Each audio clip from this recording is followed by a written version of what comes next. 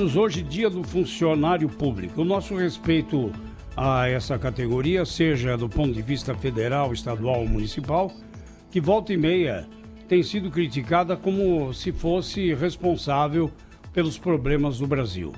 Claro que certas categorias, aquelas que são consideradas elites do funcionalismo, ganham salários que aberram do bom senso até diante de uma realidade. Mas a maioria dos servidores públicos trabalha com salários compatíveis com os que são pagos na iniciativa privada e muitas vezes aquém desses salários. Então, o nosso respeito ao bom funcionário público e que eles não sejam vistos como um estorvo, e sim como uma ajuda para uma solução de um problema sério que é a administração pública. Pois é, né, Zé Paulo? Especialmente professor, você estava falando aí daqueles que ganham menos do que os que exercem a mesma função na iniciativa privada, e num primeiro momento que me veio na cabeça são os professores, né?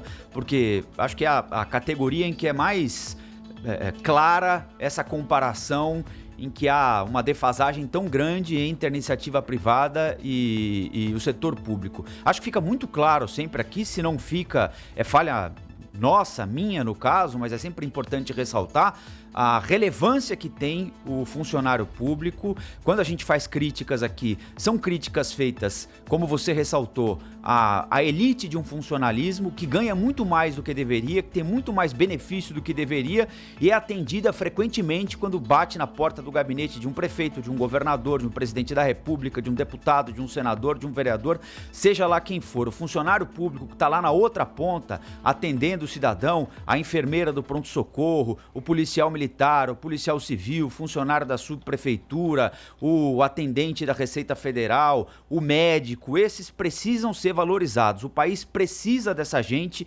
bem paga, bem preparada, porque um país, obviamente, não pode prescindir de serviços públicos bem prestados. Está mais do que evidente aí, os resultados eleitorais em diversos países têm mostrado isso. Acho que na Argentina talvez o resultado seja mais claro. Quando alguém pensa só no fiscal, no dinheiro, né? É claro que é fundamental e é importante, mas não dá para pensar só nisso. É preciso pensar nas pessoas também.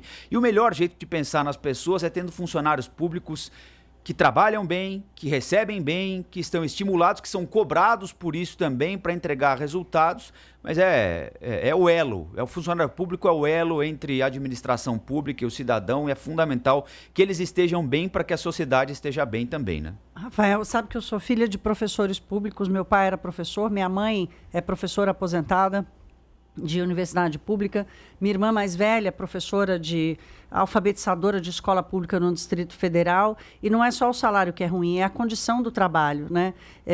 Que essa é uma outra grande diferença. Os professores do Serviço Público Brasileiro, eles não têm um salário só menor do que a iniciativa privada, eles têm uma condição de trabalho absolutamente inferior ao que tem as escolas privadas, né? Eu não estou só falando de treinamento, estou falando da condição das escolas, do atendimento, inclusive do atendimento às famílias, porque as crianças chegam numa situação muitas vezes muito mais precária do que as crianças que vão a escolas particulares. Então, tem um atendimento que é demandado dos professores que vai além da alfabetização, que vai além do aprendizado escolar, e é por isso que eu briguei tanto aqui, por exemplo, contra a condição especial para a aposentadoria dos professores, né? Mesmo sendo filha de servidor público e de professor da escola pública brasileira, porque o que eu gostaria era que meus pais e a minha irmã tivessem tido uma condição de trabalho na vida ativa deles, né? Enquanto estão na ativa, enquanto estão trabalhando para educar as pessoas, que tivessem as melhores escolas, as melhores condições. Isso não aconteceu, né? Você garantir uma situação, uma aposentadoria para quando a pessoa já não vai, quando ela já não está mais sendo demandada para fazer o serviço dela, quer dizer, com um custo muito mais alto do que deveria ser, era contra isso que eu estava brigando. E sim, existe uma elite do funcionalismo público que custa muito comparado a qualquer outro lugar do mundo e mesmo entre as carreiras do funcionalismo que transformaram o Brasil quase que ingovernável, né? E é por isso que as próximas reformas que a gente tem que enfrentar tem esse desafio, tem o desafio de desfazer essa desigualdade absurda entre a própria classe dos servidores, mas também entre essa casta dos servidores públicos e o setor privado brasileiro, que é quem produz dinheiro, quem produz riqueza. O governo não gera riqueza. O governo administra, arrecada imposto, mas ele não gera riqueza. Quem gera riqueza para pagar o sistema do funcionalismo público e todo o Estado brasileiro é quem está na iniciativa privada. Olha, eu subscrevo, é claro, todos os comentários, mas é preciso lembrar que a situação não é tão ruim quanto se repete, né? Isso é uma coisa que é mais ou menos um lugar comum, mas estou vendo aqui uma matéria no Valor Econômico mostrando que a diferença enorme que há entre a média salarial do setor público e a média salarial do setor privado. Em 2017, por exemplo, já era a diferença entre um e outro já era de 87%. Ou seja, o setor público ganha mais, a massa salarial média do setor público é 87% maior em termos de valores do que do setor privado. Aqui em Brasília, por exemplo, várias categorias já estão entre as mais bem pagas do país, entre aquelas do setor, comparando com os demais estados em termos do setor público, né? Por exemplo,